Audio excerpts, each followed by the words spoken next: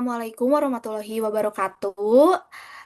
Selamat pagi, siang, dan sore. Sebelumnya terima kasih kepada Bapak Ridwan Mutakin SPDMM selaku dosen pengampu pada mata kuliah Human Capital Management.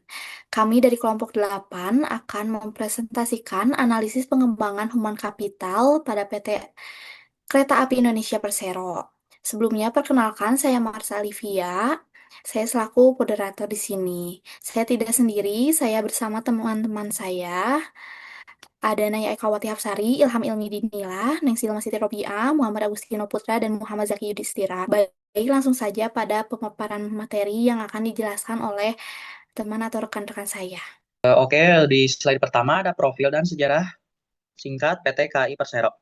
PT Kereta Api Indonesia Persero atau KAI adalah badan usaha milik negara BUMN atau BUMN yang menyelenggarakan jasa angkutan kereta api untuk penumpang dan barang, serta bisnis menunjang lainnya di Indonesia. Jumlah karyawan PT KAI Persero termasuk entitas anak adalah 53.460 pegawai per 31 Desember 2023. Terdiri dari 31.624 pegawai tetap dan 21.836 pegawai tidak tetap.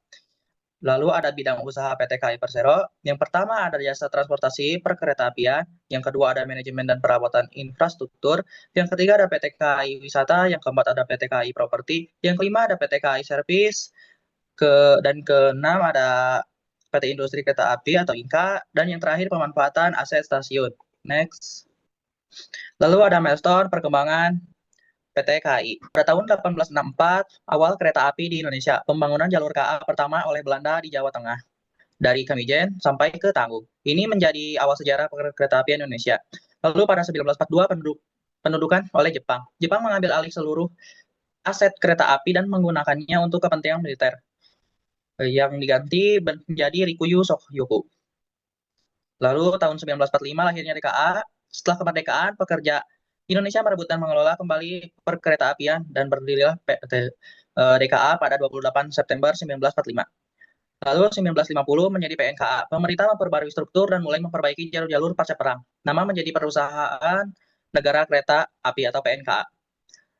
Lalu 1971 menjadi PJKA, perubahan status menjadi Perusahaan Jawatan Kereta Api. Mulai ada peningkatan manajemen dan penggunaan logo heksagon KA. Lalu tahun 1991 menjadi Perumka, status berubah agar lebih fleksibel dan berorientasi bisnis, tidak sepenuhnya bergantung pada subsidi. Lalu 2011 transformasi modern PT KAI. Pembaruan logo dan transformasi layanan besar-besaran seperti modernisasi sarana, sistem manajemen, dan peningkatan kualitas layanan. Dan yang terakhir, tahun 2020 hingga sekarang, rebranding KAI Persero. Logo baru, layanan makin digital seperti KAI Akses, modernisasi armada, dan pengembangan bisnis seperti KAI Komputer, KAI Logistik, dan KAI Wisata. Selanjutnya akan dijelaskan oleh rekan saya. Berikutnya ada visi dan misi terkait HCM perusahaan PT KAI Persero. Yang pertama ada visi, menjadi penyedia jasa transportasi terbaik yang fokus pada pelanggan dan unggul dalam operasional. Berikutnya ada misi, yang pertama yaitu menciptakan lingkungan kerja yang unggul, kedua mengembangkan SDM yang profesional, berintegritas dan adaptif, yang ketiga memastikan human selaras dengan tujuan bisnis melalui penerapan kompetensi, yang keempat membangun sinergi antar stakeholder dan menginternalisasi nilai-nilai perusahaan seperti loyal, adaptif, dan kolaboratif. Yang terakhir ada tujuan, yang pertama yaitu menciptakan pelayanan pelanggan yang unggul dan inovatif melalui SDM kompeten, yang kedua mewujudkan budaya kerja terbaik yang dapat menarik, mengembangkan, dan mempertahankan talenta terbaik. Yang ketiga ada meningkatkan profesionalisme dan integritas SDM untuk memberikan kontribusi dalam mencapai kinerja perusahaan. Next, berikutnya ada kondisi human capital. Yang pertama ada kompetisi atau kompetens. Kompetisi sumber daya manusia di PT KAI cukup tinggi karena rekrutmen seleksi, pelatihan dan sertifikasi, dan transformasi digital. Yang kedua ada motivasi atau motivation. Tingkat motivasi karyawan dijaga melalui sistem penghargaan dan insentif, lingkungan kerja yang teratur, dan program kesejahteraan. Yang ketiga ada komitmen atau komitmen. Komitmen karyawan PT KAI tergolong tinggi karena budaya perusahaan kuat, rasa bangga terhadap perusahaan BUMN, kedisiplinan, dan tanggung jawab. Keempat ada kreativitas atau creativity. Kreativitas SDM KAI berkembang seiring digitalisasi dan perubahan pasar, inovasi layanan, peningkatan pelayanan pelanggan, dan kolaborasi lintas divisi. Slide berikutnya bisa dijelaskan oleh teman rekan saya. Selanjutnya ada analisis GAP Human Capital di PT KAI Persero. Saat ini sisi digital karyawan di PT KAI yaitu sekitar 45%, sehingga terdapat GAP sebesar 35%. Jadi perusahaan KAI perlu memastikan peningkatan kemampuan SDM agar proses kerja berbasis teknologi dapat berjalan efektif. Next. Selanjutnya ada strategi pengembangan HCM perusahaan. Pertama, pengembangan kompetensi dan pelatihan berkelanjutan. KAI secara rutin memberikan pelatihan teknis operasional dan sertifikasi keselamatan. Yang kedua ada digitalisasi sistem SDM. KAI memanfaatkan sistem digital untuk semua proses SDM melalui rekrutmen dan absensi. Yang ketiga ada manajemen talenta dan kinerja. Strategi ini berfokus untuk menemukan pegawai dengan potensi besar. Keempat, budaya perusahaan dan kesejahteraan pegawai.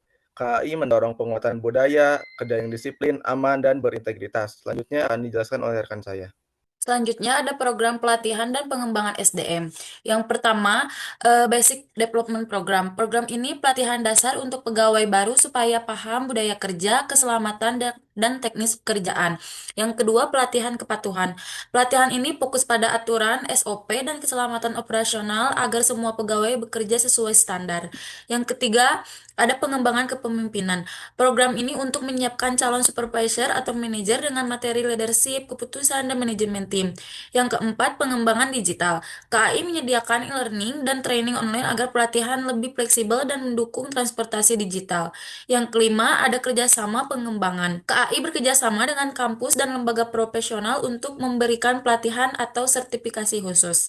Next. Selanjutnya ada tantangan dalam pengembangan HCM. Secara eksternal, yang pertama perkembangan teknologi dan digitalisasi transportasi, yang kedua ada persaingan dengan industri transportasi, yang ketiga ada perubahan regulasi dan kebijakan pemerintah, yang keempat ada ekspektasi publik dan pelanggan yang semakin tinggi. Sedangkan secara internal, yang pertama ada kesenjangan kompetensi dan regenerasi SDM, yang kedua ada adaptasi terhadap transformasi digital, yang ketiga ada budaya kerja dan disiplin kerja, yang keempat, manajemen talenta dan pengembangan karir. Materi selanjutnya akan dijelaskan oleh teman saya. Oke, selanjutnya ada studi kasus dan solusi Human Capital Management PT KAI Persero. Masalah, PT KAI Persero menghadapi beberapa masalah dalam memberikan pelayanan terbaik kepada penumpang. Beberapa di antaranya adalah keterlambatan jadwal kereta, gangguan teknis, proses pembelian tiket yang belum semua siap menghadapi sistem digital. Selain itu, PT KAI juga menghadapi persaingan dari transportasi lain seperti travel dan bus yang lebih fleksibel dan cepat. Solusinya, untuk mengatasi hal itu, PT KAI mulai melakukan digitalisasi layanan melalui aplikasi KAI Akses, agar masyarakat bisa membeli, mengubah, dan membatalkan tiket secara online. PT KAI juga menggunakan teknologi modern seperti Big Data dan Tol untuk memantau perjalanan kereta secara langsung. Selain itu, karyawan diberikan pelatihan agar lebih paham teknologi dan perusahaan bekerja sama dengan e-wallet seperti GoPay, OVO, dan Dana untuk mempermudah transaksi. Next. Di sini ada analisis dan pembahasan. Yang pertama, evaluasi efektivitas program HCM. Program HCM PT KAI sudah cukup efektif karena berhasil meningkatkan kompetensi dan kinerja pegawai lewat pelatihan dan digitalisasi. Tantangannya hanya pada pemerataan kemampuan digital dan penyesuaian budaya kerja.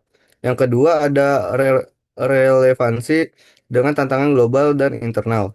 Program HCM ini juga relevan dengan kebutuhan transportasi modern karena mendukung transportasi digital dan meningkatkan kualitas layanan. Yang ketiga ada dampak terhadap kinerja perusahaan. Secara keseluruhan, HCM memberi dampak positif bagi perusahaan, terutama pada pelayanan, keselamatan, dan profesionalisme pegawai. Selanjutnya akan disampaikan oleh teman saya. Masuk ke kesimpulan dan rekomendasi. Kesimpulannya, analisis HCM di PT KAI Persero menunjukkan bahwa penerapan manajemen sumber daya manusia telah berjalan cukup efektif melalui pengembangan kompetensi, pelatihan, dan transformasi digital. Program HCM berkontribusi besar terhadap peningkatan produktivitas serta efisiensi kinerja perusahaan dalam menghadapi tantangan global dan internal.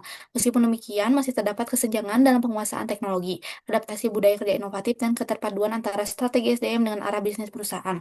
Pada rekomendasi, pengembangan lebih lanjut adalah memperkuat kompetensi digital seluruh karyawan, menumbuhkan budaya kerja kolaboratif dan inovatif, serta memastikan kebijakan HCM terintegrasi dengan strategi bisnis jangka panjang. Selain itu, pemanfaatan analisis data SDM dan pengelolaan talenta perlu ditingkatkan agar mampu mendukung transformasi berkelanjutan dan menjaga daya saing PT KAI Persero di era digital. Baik, presentasi dari kelompok 8 sudah selesai. Kepada semuanya yang telah hadir di sini, kami ucapkan terima kasih. Wassalamualaikum warahmatullahi wabarakatuh.